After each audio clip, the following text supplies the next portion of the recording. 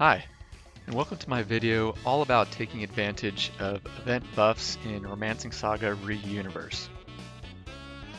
Special event buffs are kind of a big deal.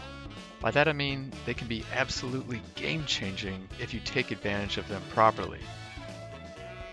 The specific type of event buffs I'm referring to are the ones which amplify the base stat gains for a particular class of units, referred to in-game as limited time abilities. Right now, at the time of making this video, there are event buffs active which boost gains from Slash, Blunt, and Pierce weapon users collectively, depending on which event quest you're currently running. This represents an incredible opportunity for character growth, covering the majority of styles in the game. So what kind of stat gains are we talking about? For non-banner characters receiving the buff, it amplifies stat gains from the normal 1 point gain to 3, and for banner characters it becomes a whopping 4 point gain every time they get an attribute up.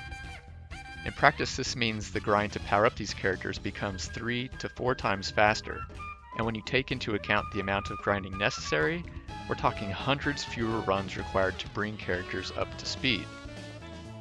In practice, this means that when farming these events for the event currency, you really want to make an effort to include characters that are receiving this limited time ability buff to their stat gain.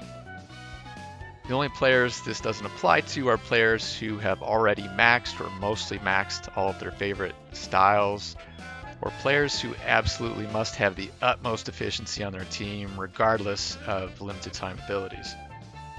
For newer players, I cannot stress enough what a difference this can make to the overall power level of your roster. To check which characters you own that are currently receiving one of these buffs, you can always view the limited time ability details, which shows you exactly who is receiving said buff and whether or not you own the style. You'll also know because when you add an affected style to your team, it will display an attribute up message above their head.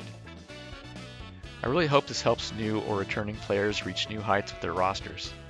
And until next time, good luck and happy grinding.